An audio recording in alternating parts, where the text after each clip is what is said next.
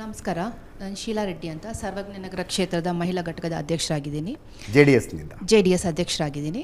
ನನ್ನ ಪ್ರಶ್ನೆ, ನೀವು ಮುಂಚೆ BJP ಸರ್ಕಾರದಲ್ಲಿ ಪಕ್ಷದಲ್ಲಿ ಇದ್ರಿ, ಆಮೇಲೆ JDS ಪಕ್ಷಕ್ಕೆ ಬಂದ್ರಿ, ಮತ್ತೆ ನೀವು BJP ಪಕ್ಷಕ್ಕೆ ಬಂದ್ರಿ.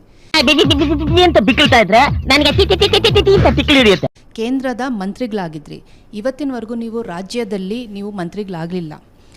JDS ಒಂದು ಒಕ್ಕಲಿಗರ ಸಮುದಾಯ, ಅದರಿಂದ ನೀವು ಲಿಂಗಾಯತ್ ಸಮುದಾಯದವ್ರಿಗೆ ಎಲ್ಲೋ ಒಂದು ಕಡೆ ನೀವು ನ್ಯಾಯ ಕೊಡ್ಸೋಕ್ಕಾಗಲ್ಲ ಅಂತ ನೀವು JDS ಪಕ್ಷನ ಬಿಟ್ಟು ನೀವು BJPಗೆ ಸೇರಿದ್ರಿ. ಏನು ಅರ್ಥವೇ ಆಗ್ತಿಲ್ವೇ ಈ ಕೇಸು? ಎಳೆ ಮಗು ಆಗಿದ್ದಿದ್ರೆ ಓಕೆ, ಆದರೆ ನಿಮ್ಮ ಸರ್ಕಾರ ಮುಗಿತಾ ನಿಮ್ಮ ಬಂದಿದೆ. ಸ್ಟೇಟ್ಮೆಂಟ್ ಅವ್ರ ಸ್ಟೇಟ್ಮೆಂಟ್ ನಿಂಗೆ ಒಳ್ಳೇದು ಮಾಡ್ತದ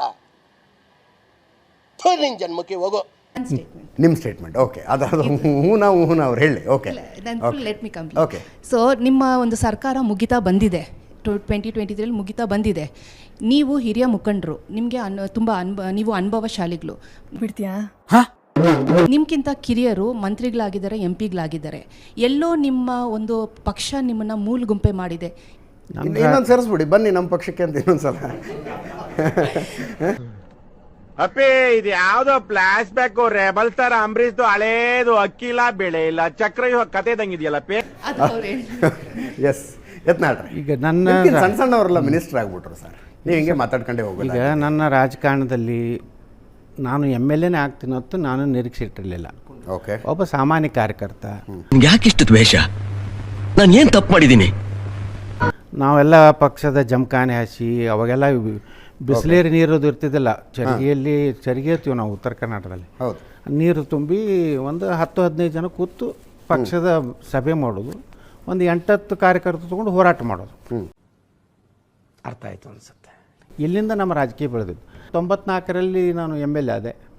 ಮುಂದೆ 96ರಲ್ಲಿ ನನಗೆ ಲೋಕಸಭೆಗೆ ನಿಲ್ಲಂದರು. ನಾನು ಇಲ್ಲ, ನನಗಿನ್ನೂ ಇಲ್ಲಪ್ಪ, ಇಡೀ ವಿಜಯಪುರ ಜಿಲ್ಲೆಯಲ್ಲಿ 15 MLAಗಳು ನಾವು ಒಬ್ಬನೇ BJP MLA ಇದ್ದೆ.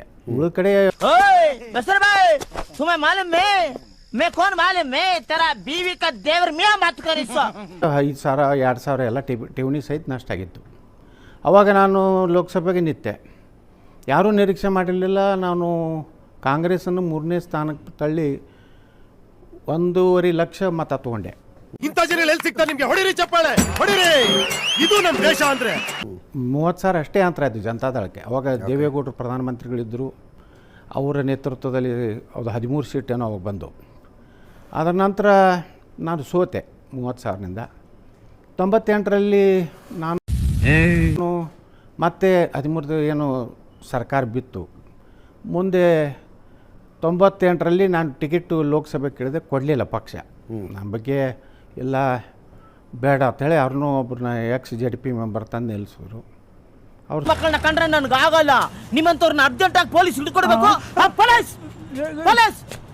ಸೋತ್ರು 50,000ನಿಂದ. 99ದಲ್ಲಿ ನಾನು ಒತ್ತಾಯಪೂರ್ವಕವಾಗಿ ಲೋಕಸಭೆಗೆ ಸ್ಪರ್ಧೆ ಮಾಡಲಿಕ್ಕೆ ನೀನು ನಿಲ್ಲೇಬೇಕು ಅಂದರು. ನಾ ಯಾಕೆ ಇಲ್ಲ, ನಾನು ವಿಧಾನಸಭೆ, ಯಾಕಂದರೆ ಅವತ್ತು ರಾಮಕೃಷ್ಣ ಹೆಗಡೆ ಅವರು, JH ಪಟೇಲ್ರು ಲೋಕಶಕ್ತಿ ಮತ್ತು BJP ಹೊಂದಾಣಿಕೆ ಆಗಿತ್ತು. ಹಿಡ್ಕೊಂಡಿರೋ ಕೈ ಬಿಡ್ತೀಯಾ ಅಂದೆ. 2ನೇ ಟರ್ಮ್ MLA ಆದರೆ ಮಂತ್ರಿ ಆಗ್ಬೋದು, ಸೀನಿಯಾರಿಟಿ ಬರ್ಬೋದು ಅನ್ನೋದ್ರಿಂದ ನಾವು ಬೇಡ, ನೀವು ಲೋಕಸಭೆಗೆ ಯಾರಿಗೆ ಕೊಟ್ಟಿದ್ರೆ ಅವ್ರನ್ನೇ ಕೊಟ್ಕೊಡ್ರಿ ಅಂತಂದೆ. ಅವಾಗ ಅನಂತಕುಮಾರ್ ಅವರು ಅಂದರು, ಇಲ್ಲಪ್ಪ, ವಾಜಪೇಯಿ ಅವರಿಂದ 1 ಹೋಟ್ಲೆ ನಮ್ಮದು ಬಿದ್ದಿದೆ, ಸರ್ಕಾರ ಬಿದ್ದಿದೆ, ನಿಂಗೆ ಒಳ್ಳೇದು ಮಾಡ್ತದ ನಿನ್ ಜನ್ಮಕ್ಕೆ ಹೋಗೋ. ಅವಾಗ ಕನ್ನಡಪ್ರಭ ಪತ್ರಿಕೆಯಲ್ಲಿ ಎಡಿಟೋರಿಯಲ್ಲೇ ಒಂದು ಸುದ್ದಿ ಬಂತು. ಒಂದು ವೇಳೆ ಬಸನಗೌಡ ಪಾಟೀಲ್ ಯತ್ನಾಳ್ ವಿಜಯಪುರ ಲೋಕಸಭೆ ಕೊಟ್ಟಿದ್ದರೆ ವಾಜಪೇಯಿ ಸರ್ಕಾರ ಇಂದು ಬೀಳ್ತಿರಲಿಲ್ಲ ಅಂತ ಎಡಿಟೋರಿಯಲ್ ಬರೆದಿದ್ರು. ಓಕೆ, ಅದನ್ನು ಹೇಳ್ಕೊಂಡು ನಮ್ಮ ಇಬ್ಬರು ಬುಲ್ಡೇ ಭವಿಷ್ಯ ಎಲ್ಲ ನಾನು ನಂಬ್ತೀನಿ ಅಲ್ಲ ನಾಯಕರು ನೀನು ನಿಲ್ಲೇಬೇಕು ಅಂತ ಲೋಕಸಭೆಗೆ ನಿಲ್ಲಿಸೋರು. ಅವಾಗ ಕೇವಲ 7 MP ಅಷ್ಟೇ ಆರಿಸಿ ಬಂದ್ವಿ. ಬಂದಾಗ ನಾನು ನಿರೀಕ್ಷೆನೇ ಮಾಡಿರಲಿಲ್ಲ. ನನಗೆ ಏನು ಕೇಂದ್ರ ಮಂತ್ರಿ ಹೆಂಗೆ ಆಗ್ತಿದ್ರು. ಅವಾಗ ಒಮ್ಮೆ ಬಿಜಾಪುರದವ್ರು ಬೆಳಗಾವಿಯಲ್ಲಿ ಒಂದು ನಮ್ಮ BJP ಕಾರ್ಯಕಾರಿಣಿ ಸಮಿತಿ ಸಭೆಗೆ ಹೋದಾಗ ಒಂದು 4-5 ಗಾಡಿ ತೊಗೊಂಡು ಯತ್ನಾಳರ ಮಂತ್ರಿ ಮಾಡಿ ಕೇಂದ್ರದ ಹೋಗಿದ್ದರು. ಅವ್ರಿಗೆಲ್ಲ ಅನಂತಕುಮಾರ್ ಅವರು ಬೈದಿದ್ರು. ಎಲ್ಲ ಕೂಡಿ ಅವನು 2 ವರ್ಷ ಆಯಿತು, ಬಚ್ಚಾದ ನೀನು, ಈ ಮೊದಲ ಬಾರಿಗೆ MP ಆಗ್ಯಾನೆ. ಅದು ಎಲ್ಲರೂ ಸಿಕ್ಕರೆ ಅಣ್ಣ ಬಾಸ್, ಅಣ್ಣ ನಮಸ್ಕಾರ ಅಣ್ಣ ಬಾಸ್, ಈಗಲೂ ಹಂಗೆ ಅಲ್ಲಿ ಸೀನಿಯಾರಿಟಿ ಬೇಕು ಹಂಗಿಂಗಂತ ನಾ ಹೇಳಿದವ್ರಿಗೆ ಹೋಗಬೇಡ್ರತ್ತ. ಆದರೂ ಹೋಗಿದ್ರು ಒಂದು ಅಭಿಮಾನದಲ್ಲಿ. ಮುಂದದು ಹಿಂಗೆ ಒಂದು ಟೈಮ್ ಬತ್ತು. ವಿಜಯ ಸಂಕೇಶ್ವರ್ ಅವರು ಇದು ಮಂತ್ರಿ ಆಗೋದಿಲ್ಲ ಅಂದರು. ಮತ್ತು ಎಲ್ಲ ಹಿರಿಯರಿದ್ದರು ನಮ್ಮಲ್ಲಿ. ಮಲ್ಲಿಕಾರ್ಜುನಪ್ಪ ದಾವಣಗೆರೆ, ಶ್ರೀಕಂಠಪ್ಪ ಚಿಕ್ಕಮಗಳೂರು, ರಾಮಚಂದ್ರ ವೀರಪ್ಪನವ್ರು 90 ವರ್ಷನವರು, ಧನಂಜಯ ಕುಮಾರ್ ಅವ್ರದ್ದು ಸ್ವಲ್ಪ ಏನೋ ಅದರದ್ದು ಇದಾಗಿತ್ತು. ಆವಾಗ ಪ್ರಮೋದ್ ಮಹಾಜನರು, ಬಸವರಾಜ ಪಾಟೀಲ್ ಸೇಡಮ್ ಅವರು ಮತ್ತು ನಮ್ಮ ಜಗದೀಶ್ ಶೆಟ್ಟರು, ಅರವಿಂದ್ ಲಿಂಬಾವಳಿ ಇವರೆಲ್ಲ ಕೂಡಿ ಈಗ ಕೇಂದ್ರದಾಗ ಇವನು ಮಂತ್ರಿ ಮಾಡಿದ್ರೆ ಉತ್ತರ ಕರ್ನಾಟಕದಲ್ಲಿ ನಾ ಭಾಳ 30 ವಯಸ್ಸಿನವನು ಇದ್ದೆ. ಅವಾಗ ನನಗೆ ಅವಕಾಶ ಸಿಕ್ತು. ಒಳ್ಳೆಯ ಒಂದು ಖಾತೆನೂ ಕೊಟ್ಟರು. ಮೊದಲು ಟೆಕ್ಸ್ಟೈಲ್ ಈ ಬಡತವಿಂದ ದೇಶ ಉದ್ಧಾರ ಆಯ್ತದ ಕೊಟ್ಟರು. ರೈಲ್ವೆ ರಾಜ್ಯ ಮಂತ್ರಿ ಅದೇ ಒಳ್ಳೆ ಕೆಲಸ ಮಾಡಿದೆ. ಭಾಳ ಅವಾಗ ಆಲ್ಟರ್ನೇಟಿವ್ ಕರ್ನಾಟಕದಲ್ಲಿ BJPಗೆ ನಾನೇ 3ನೇದ ನಾಯಕತ್ವ ನನಗೆ ಬಂದಿತ್ತು. ನಾನು ಕೋರ್ ಕಮಿಟಿಯಲ್ಲಿದ್ದೆ, ರಾಜ್ಯ ಉಪಾಧ್ಯಕ್ಷ ಇದ್ದೆ.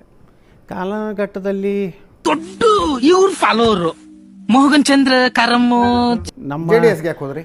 JDS ನಾನು ಉಚ್ಚಾಟನೆ ಮಾಡಿದ್ರು. ಯಡಿಯೂರಪ್ಪನವರು, ಸದಾನಂದ ಗೌಡರು ಕೂಡಿ ನಾನು ಉಚ್ಚಾಟನೆ ಮಾಡಿ 6 ವರ್ಷಗಳ ಕಾಲ ಪಕ್ಷದಿಂದ ಉಚ್ಚಾಟನೆ ಮಾಡಿ ಅಂದರು. ಅವಾಗ ಮಾಡಿದಾಗ ಮನೆಯಲ್ಲಿ ಯಾವುದೇ ಒಬ್ಬ ರಾಜಕಾರಣಿ ಯಾವನಾರ ವೋಟ್ ಮಾಡ್ಕೊಂಡ್ರೆ ಕಾಲೇಜ್ ಗ್ರೌಂಡಲ್ಲಿ ಅಟ್ಟಾಡ್ಸ್ಕೊಂಡು ಹೊಡಿತೀನಿ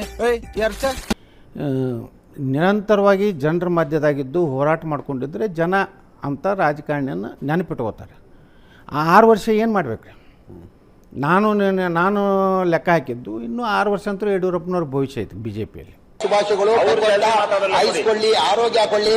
ಕರ್ನಾಟಕದಲ್ಲಿ ನಂಬರ್ 1 ಏನು ಆಸೆ ಇಟ್ಕೊಂಡಿದ್ರಲ್ಲ ಅವರು BJPಯಲ್ಲಿ ಇರೋವರೆಗೆ ನನಗೆ ಈ BJPಯಲ್ಲಿ ಪ್ರವೇಶ ಇರುವುದಿಲ್ಲ ಅಂತೇಳಿ ಅವಾಗ ಕುಮಾರಸ್ವಾಮಿಯವರು 1-2 ಸಲ ನನ್ನ ಸಂಪರ್ಕ ಮಾಡಿದ್ರು. ಮನೆಗೆ ಬಂದರು. ಬಂದಿಲ್ಲ ನೀವು ಬರಬೇಕಂದ್ರು. ಆಯಿತು ಕುಮಾರಸ್ವಾಮಿ ಅವ್ರದ್ದು 20 ತಿಂಗಳದ್ದು ಒಂದು ಒಳ್ಳೆಯ ಆಡಳಿತ ಏನು 2020 ಸರ್ಕಾರನಾಗ ಅವ್ರದ್ದು ಒಂದು ಜನಪ್ರಿಯತೆ ಇತ್ತು. ಹೀಗಾಗಿ ಒಂದೆಲ್ಲಾದರೂ ರಾಜಕೀಯದಲ್ಲಿ ನಾವು ಕ್ರಿಯಾಶೀಲ ಇರಬೇಕು ಅನ್ನೋಂಥ ಉದ್ದೇಶದಿಂದ ನಾನು JDS ಸೇರ್ಪಡೆ ಆಗುವಂತ. ಮೇಡಮ್ ಹೇಳ್ದಂಗೆ ಒಕ್ಕಲಿಗರ ಪಕ್ಷದಲ್ಲಿ ಇದ್ಕೊಂಡು ಲಿಂಗಾಯತರಿಗೆ ನ್ಯಾಯ ಕೊಡಿಸೋದಕ್ಕಾಗೋದಿಲ್ಲ ಅಂತ ವಾಪಸ್ BJPಗೆ ಬಂದ್ರೆ? ಇಲ್ಲ, ಹಂಗಿಲ್ಲ ರೀ. ಅದು ಏನಾಯ್ತು ರೀ ಘಟನೆ, ನಾನು ಮಹಾಪ್ರಧಾನ ಕಾರ್ಯದರ್ಶಿ ಇದ್ದೆ JDSದ್ದು. ನಾನು ಯಾವಾಗಲೂ ದೇಶದ ವಿಚಾರ ಬಂದರೆ ಯಾರು ಕಾಂಪ್ರಮೈಸ್ ಇಲ್ಲ.